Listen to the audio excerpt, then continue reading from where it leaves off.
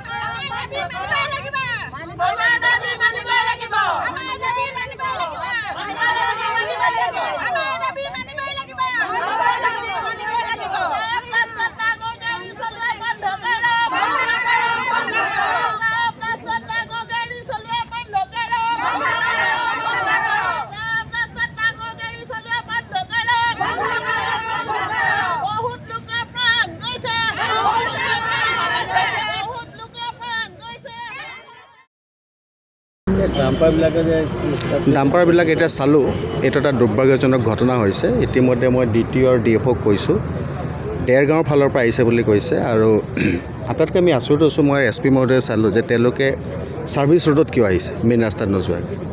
তো আজিৰ পৰা এইটো আমি তীব্ৰতৰ কৰিব লাগিব আৰু আমি কিছু নিৰ্দেশনা 2 দিনৰ ভিতৰতে ডাম্পাৰৰ ওপৰত দিম কমপ্লিটলি, তেওঁলোকে চলিব নোৱাৰাকৈ। আৰু দ্বিতীয়তে মই ইতিমধ্যে DTOকো ইয়ালৈ মাতি আনিছোঁ। এইখন ডাম্পাৰৰ কমপ্লিটলি লাইচেঞ্চ পাৰ্মিট কমপ্লিটলি আমি কেঞ্চেল কৰিবলৈ কৈছোঁ। আৰু কেছটো আমি অলপ বেলেগ ধৰণে ৰেজিষ্টাৰ কৰিম। এক্সিডেণ্ট কেছ থাকিলে বেলেগ হয় আৰু বেলেগ হ'লেও বেলেগ হয়, কাৰণ আমাৰ সৰু ছোৱালীজনী ঢুকালে। এইটো বস্তু আমি অত্যন্ত গুৰুত্ব সহকাৰে লৈছোঁ। বাকী যিখিনি ফ'ল' আপ একশ্যনেই হওক, ঘৰটো যথেষ্ট বেয়া, মই পঞ্চায়তত চেক কৰিব লাগিব। IOA হাউচ আছে, নহ'লে আমি কিবা এটা চিন্তা কৰিব লাগিব। ভালদৰে আমি ৰাখিম, বাকীখিনি আমি চাম, পৰিয়ালটো আমি চাম ভালদৰে।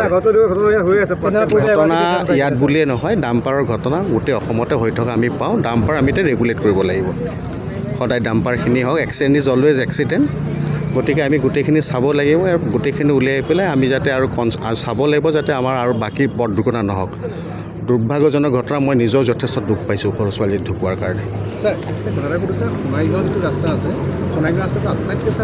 সোণাৰীগাঁও ৰাস্তা এই মুহূৰ্তত সুধিব মোক নালাগে, কাৰণ মোৰ তাত তথ্যৰ ফিগাৰ নাথাকে। কিন্তু যোৰহাট জিলাত গোটেইখিনি ৰাস্তা এবাৰ ধৰা হৈছে। পানীৰ কাৰণে আমি ৰৈ আছোঁ, এইখিনি হৈ যাব গোটেইখিনি। আমাৰ ৰাস্তাটোত ৰাইজে ভাবে যে আমাৰ গাঁৱলীয়া মানুহে এই ৰাস্তাটো আমাক চৰকাৰে খোজকাঢ়িবলৈ বনাই দিছে। গতিকে লৈ এই ৰাস্তাটোত ডাঙৰ ডাঙৰ গাড়ী চলি লৈ মানুহ মহতিয়াই য'তে ত'তে মানুহ মহতিয়াই নিছে। অলপ দিনৰ আগত আজি লপহীয়াত বৃদ্ধা এগৰাকী মহতিয়ালে আৰু এতিয়া এই কণমানি ছোৱালীজনী মহতিয়ালে। এনেকৈ কিমান মানুহৰ জান ল'ব। গতিকে লৈ আমাৰ এই ৰাস্তাটোত ডাঙৰ গাড়ী চলোৱা বন্ধ কৰিব লাগে।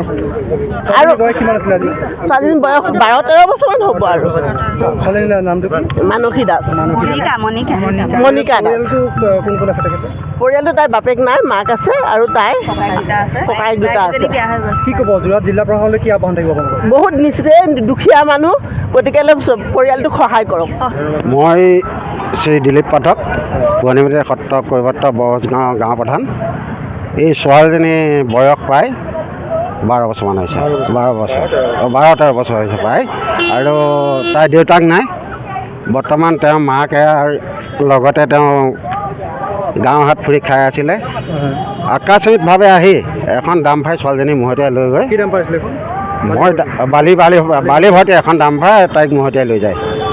ছোৱালীজনীৰ নামটো কি? ছোৱালীজনী অৰিজিনেল নামটো মই তাই অৰিজিনেল আমি সিহঁত বাৰী বুলিয়েই মাতোঁ। মই নামটো সুধিম, নামটো সুধি আছোঁ কোনোবাই অৰিজিনেল নামটো তাই সুধি আহা। আমি বাৰী বুলিয়েই মাতোঁ মোৰ ন। আৰু বৰ দৰিদ্ৰ পৰিয়ালৰ ছোৱালী তাই। মাকো মানে আপোনাৰ গাঁও হাত ফুৰিয়ে খাই আছে এতিয়ালৈকে। ডাম্পাৰ দৌৰাত্মৰ কাৰণে এইটো আচলতে ডাম্পাৰ দৌৰাত্মৰ কাৰণে। যদি ডাম্পাৰখন এইটো ৰাস্তাত চলাওঁতে ইমান ৰাস্তাত ছোৱালীজনী ছাইডত মাৰিছে, চাওক আপোনালোকে নিশ্চয় দেখিছে কিমান ছাইডত ছোৱালীজনী মাৰিছে। হয়, তাইৰ নামটো অৰিজিনেল নামটো মণিকা দাস, দেউতাকৰ নাম শ্ৰী বিপিন দাস, মাকৰ নাম নিয়ামাই দাস। ঢাপকটা আগতে শুনিছে। এইটো আৰু দ্বিতীয়টো ঘটনা বৰ তিনিআলিত হৈছে।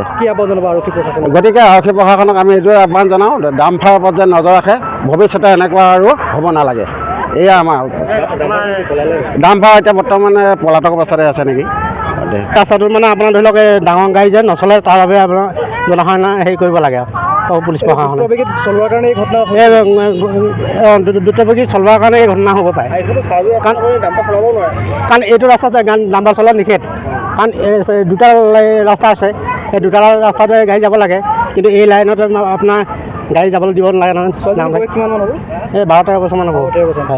একদম দৰিদ্ৰ সিমান ৰখা ছোৱালী। এই মাক বাপেক নাই, আপোনাৰ হেৰি এই মাক আছে। ঘৰ এই গেটৰ পৰা অকণমান গৈ সোমাই গৈ পায় বহজগাঁও।